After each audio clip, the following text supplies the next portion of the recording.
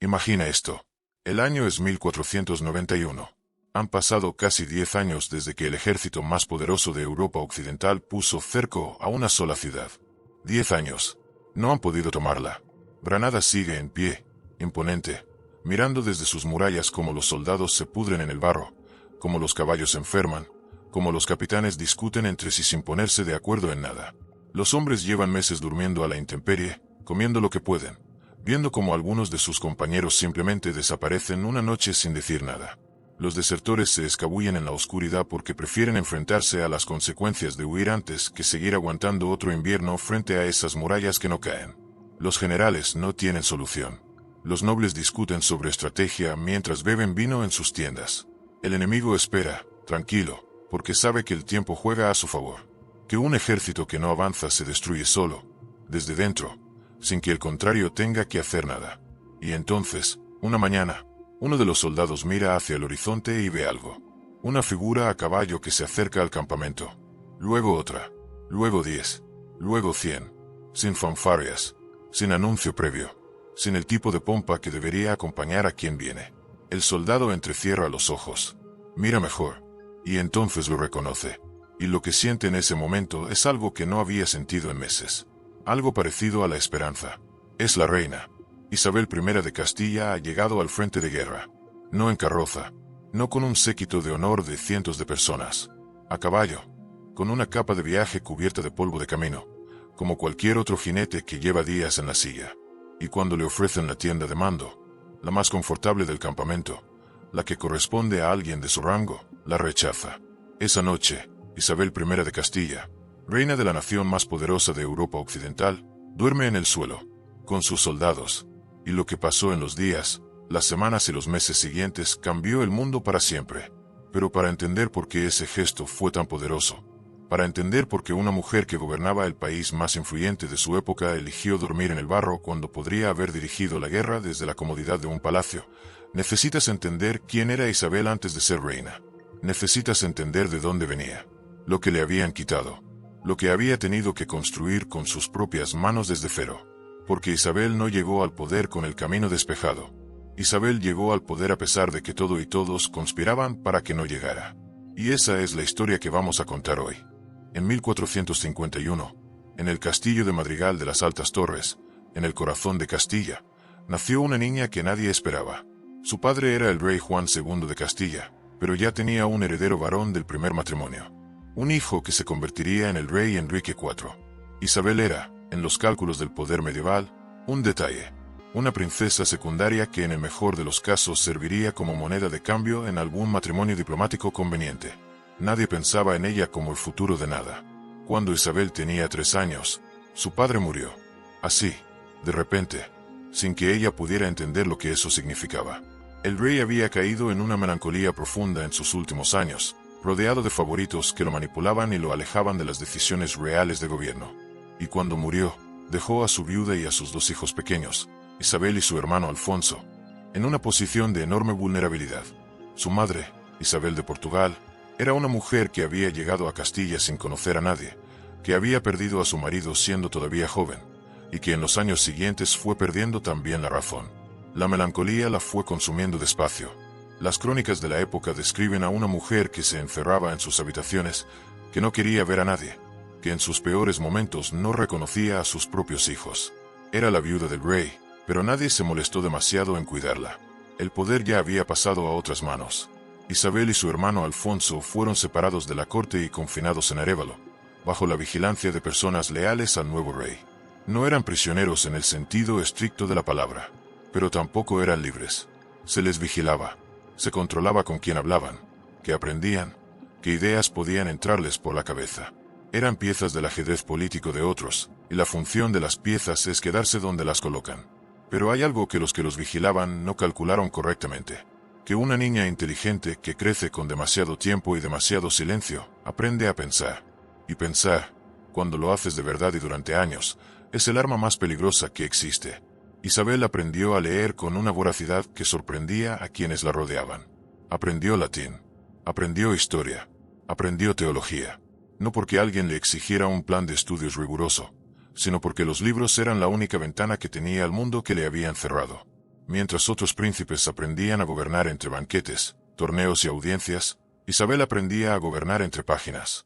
Y aprendió algo fundamental que muchos de sus contemporáneos masculinos, con toda su formación y todos sus privilegios, nunca llegaron a comprender del todo. Que el poder no es el resultado de tenerlo, es el resultado de entenderlo. Cuando Isabel tenía 14 años, el nuevo rey, su hermanastro Enrique IV, decidió que era hora de usarla. La llevó a la corte de Madrid. No por afecto, no por reconocer sus derechos, sino porque una princesa adolescente en la corte es un instrumento diplomático útil. Se podía prometer en matrimonio. Se podía usar como señuelo. Se podía exhibir ante embajadores extranjeros como señal de la generosidad y el poder del rey de Castilla. Enrique IV es una figura fascinante y trágica en esta historia. Era un hombre que había llegado al trono sin querer realmente el poder. Le gustaban los animales, los bosques, la caza. Le gustaba la compañía de sus favoritos, hombres de orígenes humildes a los que elevaba a posiciones de enorme influencia y que aprovechaban esa confianza para gobernar en su nombre. La nobleza castellana lo despreciaba. Lo llamaban el impotente, un apodo que hacía referencia tanto a su incapacidad para controlar a sus nobles como a los rumores sobre su vida privada. Su primera esposa había pedido la anulación del matrimonio, alegando que el rey no podía cumplir con sus deberes conyugales. Su segunda esposa, Juana de Portugal, le dio una hija, también llamada Juana, pero los rumores sobre la paternidad de la niña corrían por toda Castilla. La llamaban la Beltraneja, sugiriendo que su verdadero padre era Beltrán de la Cueva, el favorito más influyente del rey. Isabel observaba todo esto desde la corte. Aprendía. Tomaba nota mental de cada error, de cada debilidad, de cada grieta en la estructura del poder. Y mientras observaba, los nobles castellanos, hartos de la debilidad de Enrique, empezaron a moverse. En 1465 ocurrió algo que no tiene precedentes en la historia de Castilla. Un grupo de nobles, en lo que se conoce como la farsa de Ávila, celebró una ceremonia pública en la que colocaron una figura de paja que representaba al rey Enrique IV en un trono, leyeron en voz alta sus supuestos crímenes y fracasos, y luego derribaron la figura al suelo. Era una declaración simbólica de que el rey había dejado de ser rey, y en su lugar proclamaron a Alfonso, el hermano pequeño de Isabel, como el legítimo monarca de Castilla. Alfonso tenía 11 años. Lo que siguió fue una guerra civil. Castilla partida en dos. Los nobles que apoyaban a Alfonso de un lado, los que aún respaldaban a Enrique del otro. Y en medio de todo ese caos, Isabel, que tenía 14 años cuando empezó y que veía como su hermano pequeño era usado como bandera por hombres que no tenían ningún interés real en él, sino en el poder que venía con él. La guerra duró 3 años, y en 1468 ocurrió algo que cambió todo. Alfonso murió. Tenía 14 años. Las causas exactas nunca quedaron del todo claras. Algunos dijeron que fue una enfermedad. Algunos susurraron otras cosas. Pero Alfonso murió, y de repente los nobles que lo habían usado como rey alternativo se encontraron sin su pieza principal en el tablero. Miraron alrededor, y vieron a Isabel. Le ofrecieron la corona. Ella tenía 17 años, sin ejército propio, sin dinero, sin alianzas sólidas, con una madre encerrada en un castillo perdiendo la razón y un hermano muerto a los 14 años. Y los nobles que venían a ofrecerle el trono no lo hacían por lealtad ni por reconocer su legitimidad. Lo hacían porque necesitaban una figura que poner en el tablero, y ella era la que quedaba disponible. Cualquier persona razonable en su posición habría dicho que sí. Era la oportunidad de toda una vida. Era el poder que nunca nadie había pensado que llegaría. Isabel dijo que no. No de esa manera. No con esa corona, en esas condiciones, usando la muerte de su hermano como palanca. Negoció. Llegó a un acuerdo con los nobles y con Enrique, que la reconocía como heredera legítima del trono de Castilla, sin destronar al rey en vida. Fue un movimiento que sus contemporáneos no entendieron. Muchos pensaron que era debilidad, que había perdido la oportunidad de su vida por exceso de escrúpulos. No era debilidad, era una comprensión del poder que iba décadas por delante de todos los que la rodeaban. Isabel sabía que una corona tomada en esas circunstancias era una corona envenenada, que gobernar como la reina que había aprovechado la muerte de su hermano y el caos de una guerra civil para subirse al trono no era gobernar. Era sobrevivir día a día en un poder que nunca sería verdaderamente suyo. Quería el poder real, y para eso necesitaba hacerlo de otra manera. El año siguiente, 1469, tomó la decisión más peligrosa de su vida, y la más calculada. Se casó en secreto con Fernando de Aragón. La historia del matrimonio de Isabel y Fernando es una de esas historias que parecen inventadas precisamente porque son demasiado cinematográficas para ser reales. Fernando tenía 17 años. Isabel, 18. Él tuvo que cruzar Castilla disfrazado de mozo de mulas para llegar a Valladolid sin que los hombres de Enrique lo detuvieran. La ceremonia se celebró de noche, con un grupo reducido de testigos, en una operación que hoy definiríamos sin duda como clandestina. Mucha gente ha querido ver en este matrimonio una gran historia de amor. Y puede que lo fuera, en parte. Pero Isabel no era una mujer que tomara decisiones de esa magnitud basándose únicamente en sentimientos. Este matrimonio era geopolítica pura y dura. Castilla más Aragón era la combinación que podía crear el estado más poderoso de la península ibérica. Fernando aportaba la corona de Aragón, con sus territorios en el Mediterráneo, con su tradición naval, con sus redes comerciales. Isabel aportaba Castilla, el reino más extenso y poblado de la península. Juntos eran algo que ninguno de los dos podía hacer por separado. Pero había un problema enorme. El matrimonio era ilegal. Enrique IV había prohibido explícitamente que Isabel se casara sin su permiso. Y Isabel no solo no había pedido ese permiso, sino que se había casado a escondidas con el príncipe de la corona rival. Cuando Enrique se enteró, la declaró traidora. Revocó el acuerdo que la reconocía como heredera, y comenzó a maniobrar para que su hija Juana, la Beltraneja, fuera reconocida internacionalmente como la legítima sucesora del trono de Castilla. Isabel respondió, y la manera en que respondió dice todo lo que necesitas saber sobre el tipo de persona que era. No respondió con lágrimas. No respondió buscando mediadores que suavizaran la situación.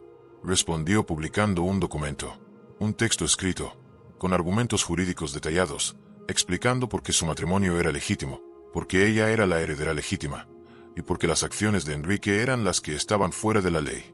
Una mujer de 18 años, en el siglo XV, respondiendo a la acusación de traición con un manifiesto político. Esto no tenía precedentes. Nadie en Castilla había visto nada parecido. Los 5 años siguientes fueron extraordinariamente difíciles. Isabel y Fernando vivían sin recursos suficientes, dependiendo de la lealtad de un pequeño grupo de nobles que creían en ellos y que ponían sus propias fortunas en juego para apoyarlos. Había momentos en que no tenían dinero ni para los gastos básicos de su pequeña corte. Fernando tuvo que firmar préstamos con comerciantes aragoneses para poder pagar a sus servidores. Isabel llevaba a veces joyas prestadas a ceremonias públicas porque las suyas propias estaban empeñadas. Y a pesar de todo eso, siguieron adelante. Construyeron alianzas. Ganaron apoyos uno a uno, ciudad a ciudad, noble a noble. Aprendieron a gobernar en la adversidad, que es el mejor laboratorio que existe para un gobernante. En diciembre de 1474, Enrique IV murió. Isabel estaba en Segovia cuando le llegó la noticia. Y no esperó. No mandó mensajeros para consultar. No convocó una junta de nobles para que decidieran qué hacer. Al día siguiente de la muerte del rey, Isabel I de Castilla se autoproclamó reina. Se hizo una ceremonia de proclamación en Segovia. Rápida, sólida, con todos los elementos formales necesarios para que fuera legítima. Antes de que nadie pudiera reaccionar, el hecho estaba consumado. Hay que entender lo que esto significaba en 1474. Los reyes no se autoproclamaban a sí mismos. Los reyes eran reconocidos, coronados, ungidos, en procesos que llevaban tiempo y que requerían el acuerdo de los poderes del reino. Lo que Isabel hizo fue una demostración de que ella entendía el poder de manera fundamentalmente diferente a como lo entendían sus contemporáneos. El poder no espera. El poder se toma. El poder es un hecho consumado antes de que los demás terminen de pensar en él. Pero proclamarse reina y ser reina eran dos cosas muy diferentes, porque inmediatamente estalló la guerra. Portugal apoyó a Juana la Beltraneja y entró en el conflicto militarmente. Parte de la nobleza castellana respaldó a la candidatura portuguesa. Había frentes abiertos en múltiples puntos del territorio. Era una guerra de sucesión en toda regla, y las posibilidades de que Isabel la ganara no eran, objetivamente, las más favorables. Lo que hizo durante esa guerra es lo que la separa definitivamente de los gobernantes de su época. Mientras los reyes medievales tradicionales dirigían sus guerras desde posiciones seguras, dando órdenes a distancia y esperando que sus generales las ejecutaran, Isabel hizo algo diferente. Se subió a un caballo y fue a ver. Visitó personalmente las ciudades que necesitaban ser consolidadas en su lealtad. Habló directamente con los alcaldes, con los obispos, con los mercaderes, con los nobles locales.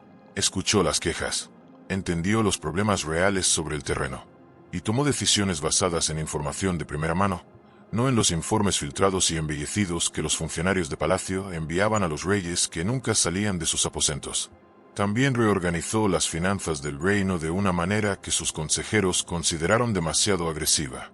Auditó las concesiones y privilegios que los reyes anteriores habían ido otorgando a los nobles a lo largo de décadas.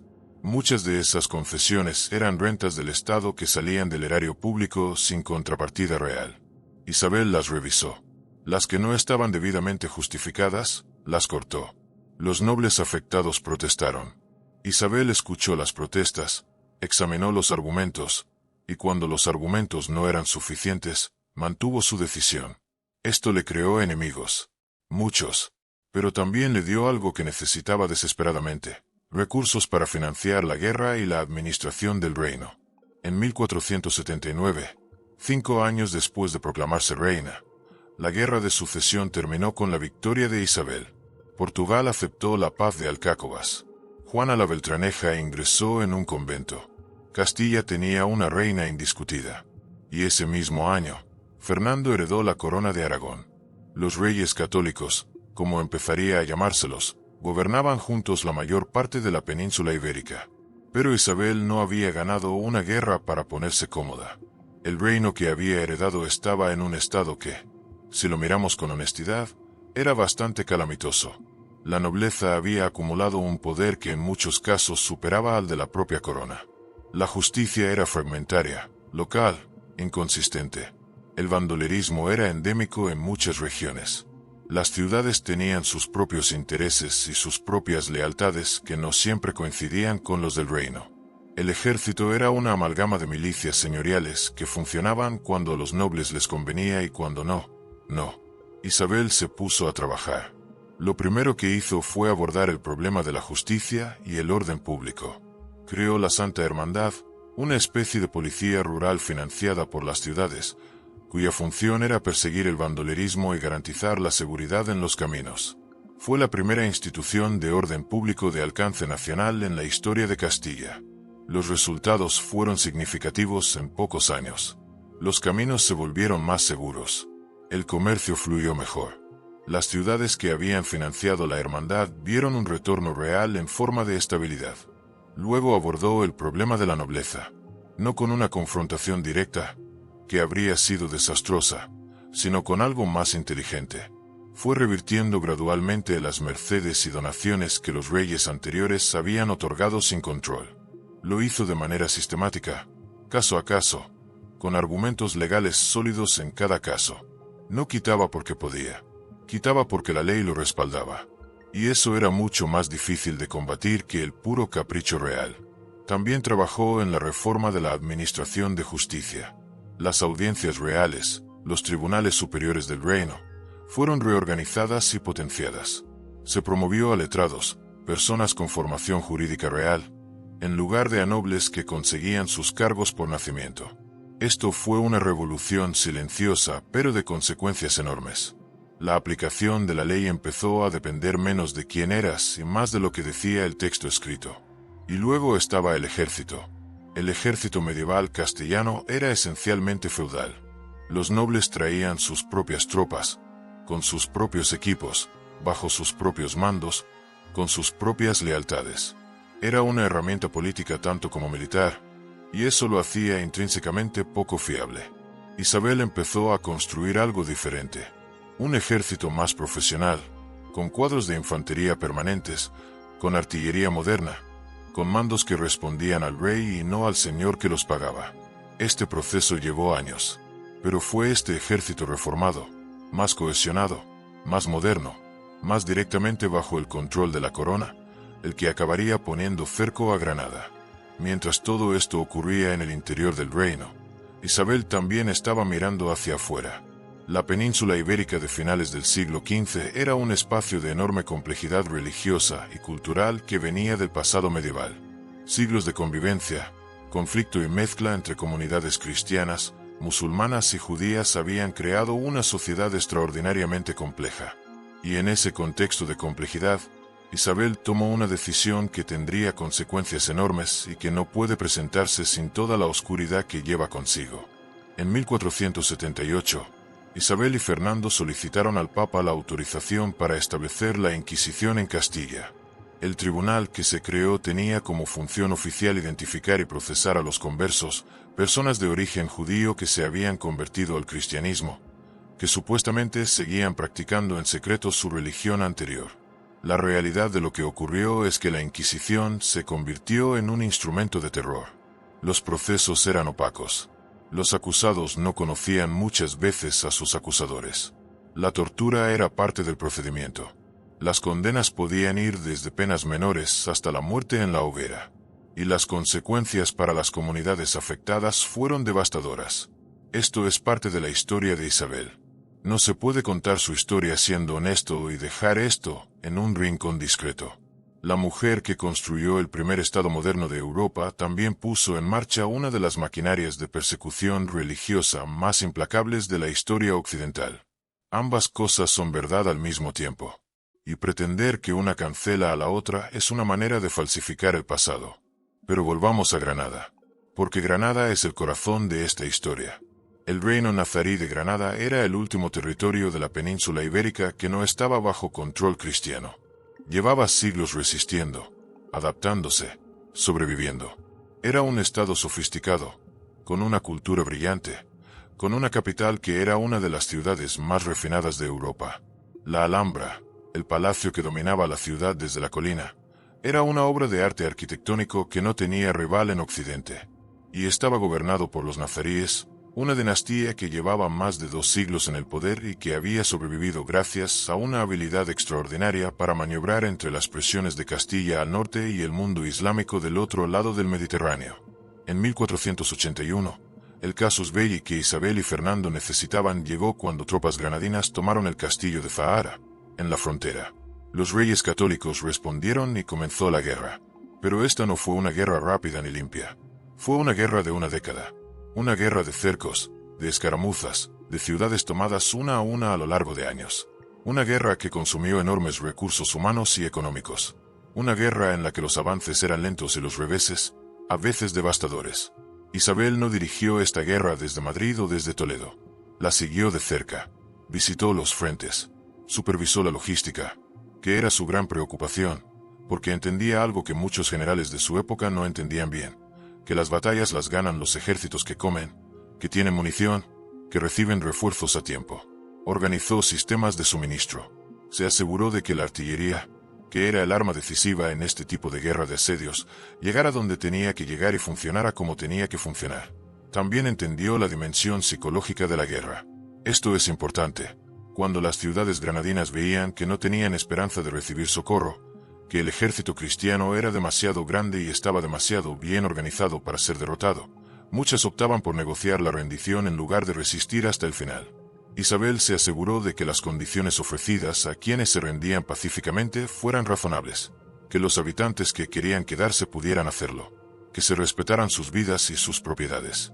No siempre se cumplió, como suele ocurrir en las guerras. Pero la política oficial de moderar las condiciones de rendición fue una herramienta real en la estrategia de conquista.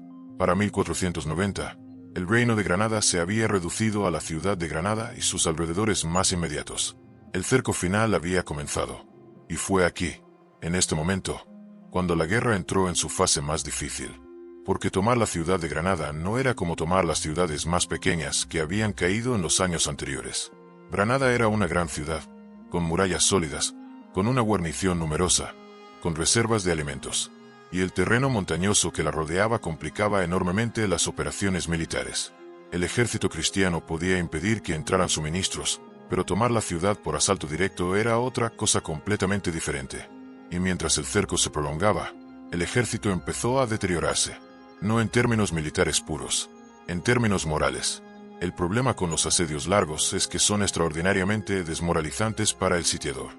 Los soldados no hacen nada heroico. Se sientan, esperan, se aburren, enferman, ven pasar los días sin que nada cambie. Los que tienen familia empiezan a pensar en lo que están perdiendo mientras están ahí, en el barro, frente a unas murallas que no caen. Los desertores empiezan a ser un problema real. Los capitanes que antes estaban motivados empiezan a parecer cansados. Y entonces Isabel apareció.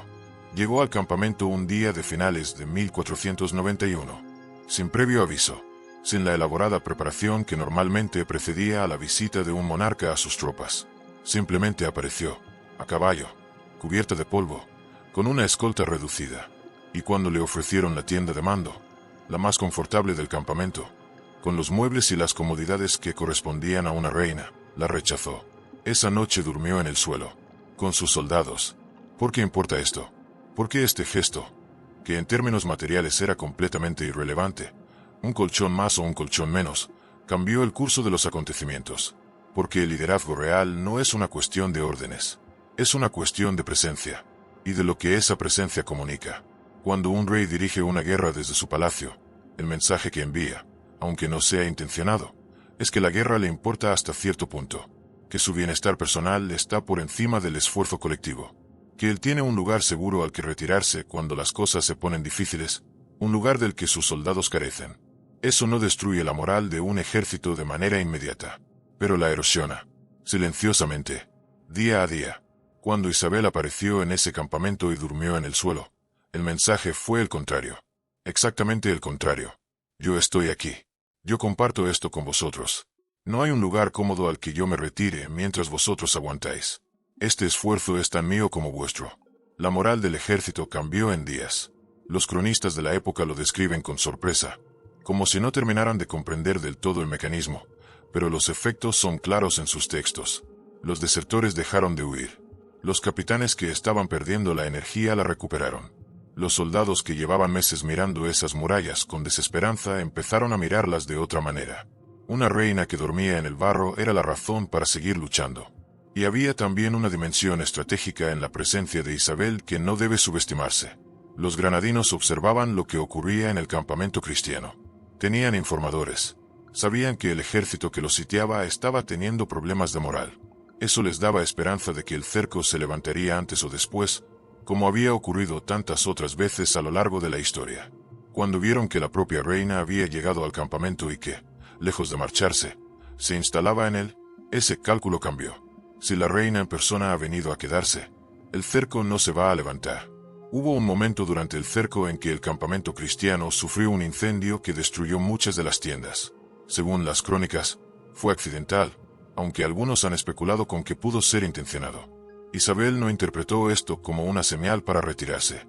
Ordenó construir una ciudad real, con casas de piedra, con iglesias, con calles trazadas, con todo lo que necesita una población estable.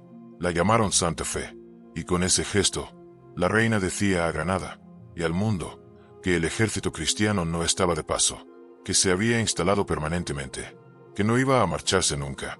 Santa Fe existe todavía hoy. Se puede visitar. Es una ciudad pequeña, tranquila, en la Vega Granadina, a pocos kilómetros de Granada. Y es un monumento extraordinario a lo que puede hacer una decisión tomada en el momento exacto con la mentalidad exacta. Las negociaciones con Boabdil, el sultán de Granada, comenzaron en secreto. Boabdil sabía que la situación era imposible. Las reservas de alimentos se agotaban. No había esperanza de socorro del norte de África. El cerco era total y permanente. Las condiciones que Isabel y Fernando ofrecieron fueron, para los estándares de la época, relativamente moderadas. Los habitantes que quisieran quedarse podrían hacerlo, manteniendo su religión, sus propiedades, sus leyes. Los que quisieran marcharse podrían hacerlo con sus bienes muebles. Boabdil y su familia recibirían tierras y una renta. La ciudad no sería saqueada. El 2 de enero de 1492, Boabdil salió de Granada con las llaves de la ciudad en la mano y se las entregó a Fernando. Isabel observó la ceremonia desde cierta distancia, según los cronistas, en un gesto deliberado para que el momento de la rendición fuera entre el sultán y el rey, evitando una humillación adicional. Las banderas de Castilla y Aragón se izaron sobre la torre de la vela de la Alhambra. Habían pasado casi 800 años desde que los árabes habían cruzado el estrecho de Gibraltar y comenzado la conquista de la península. La reconquista, ese proceso larguísimo, fragmentado, interrumpido innumerables veces, había terminado. Cuenta la leyenda que Boabdil, cuando ya se alejaba por el camino que llevaba al exilio, se detuvo en un punto desde el que aún podía ver la Alhambra, y miró hacia atrás, y lloró. Ese punto se llama todavía hoy el suspiro del Moro, y la leyenda dice que su madre, que iba con él, le dijo algo que se ha citado infinitas veces desde entonces: lloras como mujer lo que no supiste defender como hombre. No sabemos si eso ocurrió realmente. Las leyendas históricas tienen esa naturaleza ambigua entre el hecho y el símbolo. Pero lo que la historia se registra con certeza es que Boabdil terminó sus días en el norte de África, en Fez, lejos de la ciudad que había perdido. Ese mismo año de 1492, mientras los ecos de la caída de Granada aún resonaban, ocurrieron otras dos cosas de consecuencias históricas enormes, y en ambas Isabel jugó un papel central. La primera, el 31 de marzo de 1492, Isabel y Fernando firmaron el Edicto de Granada, que en la historia ha quedado conocido como el Edicto de Expulsión. Los judíos de España tenían 4 meses para convertirse al cristianismo o abandonar el país. Los historiadores debaten todavía sobre las cifras exactas, pero se estima que entre 100 y 150.000 personas se vieron obligadas a abandonar sus hogares, sus negocios, sus comunidades, la tierra donde llevaban generaciones viviendo. Muchos lo perdieron todo en la precipitación de la salida. Las comunidades judías de España eran algunas de las más antiguas y desarrolladas de Europa. Sus aportaciones a la cultura, la medicina, la filosofía, el comercio, habían sido fundamentales en la construcción de la Castilla medieval. No hay manera de suavizar esto. No hay manera de ponerlo en un contexto que lo haga comprensible sin llamarlo lo que fue, una de las mayores injusticias colectivas de la historia de Europa. La misma reina que había dormido en el barro con sus soldados para dar ejemplo de sacrificio compartido firmó la orden que lanzó a cientos de miles de personas al camino del exilio. Ambas cosas son parte de quién fue Isabel I. La grandeza y la crueldad, en la misma persona, en el mismo año. La segunda, Cristóbal Colón. Colón llevaba años intentando conseguir financiación para su proyecto de llegar a las Indias navegando hacia el oeste. Había ido a Portugal. Lo habían rechazado. Había intentado acceder a otras cortes. Sin éxito. Llegó a Castilla y pasó años en una espera frustrante, siguiendo a la corte de ciudad en ciudad, esperando audiencias que se cancelaban o que no llegaban a nada. El proyecto era considerado por muchos de los expertos de la época como técnicamente inviable. Los cálculos de Colón sobre la distancia a las Indias eran incorrectos, como sabemos ahora. Si el continente americano no hubiera estado en el camino, su expedición habría fracasado. Pero Isabel le escuchó. Y al final, le dio lo que necesitaba. Las razones exactas por las que Isabel decidió financiar la expedición de Colón son objeto de debate histórico. Algunos dicen que fue un impulso de intuición política. Otros que fue el resultado de un cálculo estratégico sobre la expansión del poder castellano. Otros que influyó la presión de personas del entorno de la reina que creían en el proyecto. Probablemente fue una combinación de todo eso. Pero lo que es un hecho histórico es que sin el respaldo de Isabel, Colón no habría zarpado de Palos de la Frontera el 3 de agosto de 1492. Y si Colón no hubiera zarpado ese año, alguien más lo habría hecho eventualmente, pero la historia habría tomado un curso diferente. Lo que Colón encontró al otro lado del océano abrió un capítulo de la historia que tiene luces y sombras enormes. La riqueza que fluyó hacia España en los siglos siguientes. Y también la devastación de las civilizaciones que encontraron a los europeos llegando a sus costas. Ambas cosas son parte de las consecuencias de esa decisión que Isabel tomó en 1492. Los 10 años que siguieron a 1492 fueron un periodo de consolidación del poder y también de los primeros síntomas de que el arco vital de Isabel empezaba a inclinarse hacia abajo. No porque perdiera capacidad o energía, sino porque la vida le fue cobrando peajes personales de una dureza extraordinaria. La muerte de su hijo Juan, el príncipe heredero, en 1497, cuando tenía 19 años, fue un golpe del que Isabel nunca se recuperó del todo. Juan era el hijo para el que todo había sido construido, el que iba a heredar los reinos unificados, el que iba a continuar lo que sus padres habían construido. Y murió de una enfermedad, repentinamente, dejando todo en suspenso. Su esposa estaba embarazada, y el niño que nació murió también a los pocos días. Luego murió su hija mayor, Isabel, reina de Portugal. Luego murió también el hijo que Isabel había tenido con el rey de Portugal, el pequeño Miguel, que brevemente había sido el heredero de Castilla, Aragón y Portugal al mismo tiempo, y cuya muerte deshizo la posibilidad de una unión ibérica completa. Y luego estaba Juana, su hija Juana, que había heredado el temperamento melancólico de la abuela materna, que se había casado con Felipe el Hermoso, archiduque de Austria, que sufría episodios de un estado mental que las crónicas describen con términos que hoy traducimos como psicosis o depresión severa, y que acabaría pasando décadas encerrada en Tordesillas.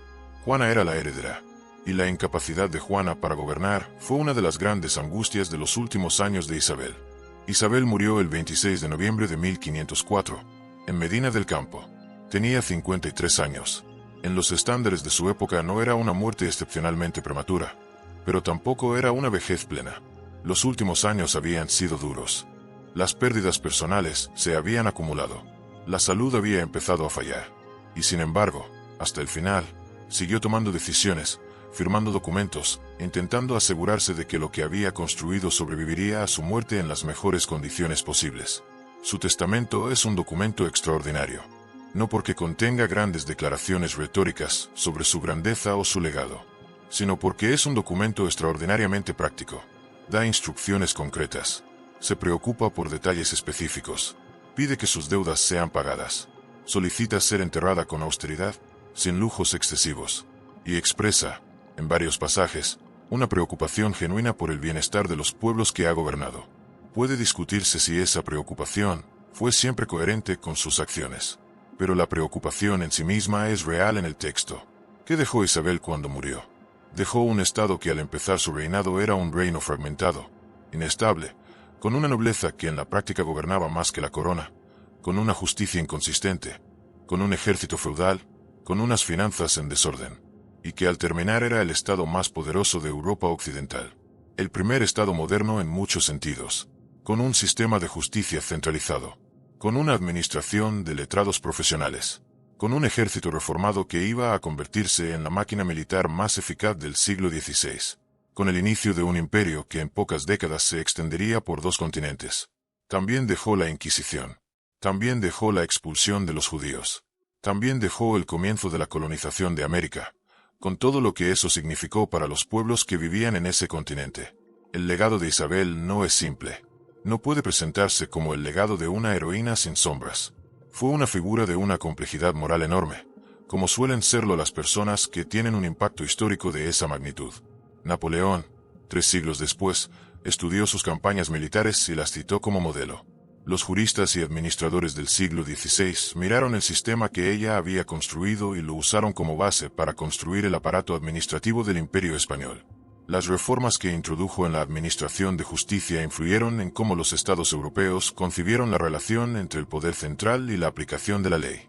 Pero quizás lo más significativo de todo, lo que hace que su historia sea relevante más allá del contexto histórico específico del siglo XV, es algo más sencillo. Isabel demostró que el poder real no es una cuestión de posición, es una cuestión de presencia, de estar donde las cosas ocurren, de compartir el peso de las decisiones que tomas con quienes tienen que cargar con las consecuencias de esas decisiones. En un mundo donde los que gobiernan y los que padecen las consecuencias de ese gobierno están cada vez más separados por capas de distancia, de protocolo, de intermediarios, de datos y estadísticas que reemplazan la experiencia directa, la figura de una reina que deja su palacio y va a dormir en el barro sigue teniendo algo que decir. No porque sea una solución mágica, no porque un gesto simbólico resuelva los problemas estructurales de gobernar un estado complejo, sino porque ese gesto habla de algo más fundamental, de que el liderazgo real, el que mueve a las personas de verdad, no es el que dicta desde arriba, es el que se pone al mismo nivel. El 2 de enero de 1492, cuando las banderas de Castilla y Aragón se izaron sobre la torre de la Vela de la Alhambra, el hombre que estaba justo debajo de ellas mirando hacia arriba no era un general. Era un soldado que llevaba meses en el barro frente a esas murallas. Y ese soldado, en ese momento, pensó en la reina que había venido a dormir con ellos. Y entendió que lo que habían ganado no era solo una guerra. Era algo más difícil de nombrar. La sensación de que alguien que podría haberse quedado en el palacio había elegido estar allí, con ellos, hasta el final. Hay líderes que ganan guerras desde sus palacios. Y hay líderes que ganan guerras porque sus soldados no pueden imaginar perdiendo mientras ellos están al lado. Isabel fue del segundo tipo. Y eso, en última instancia, es lo que la hace diferente. No solo de los monarcas de su época, sino de la mayoría de los que han ejercido el poder antes y después de ella. Si te ha quedado con ganas de saber más sobre Isabel o sobre otras figuras históricas que cambiaron el mundo de maneras que rara vez se cuentan con toda su complejidad, suscríbete. Cada semana, vídeos sin edulcorar, sin simplificar, con todas las luces y todas las sombras que la historia real tiene.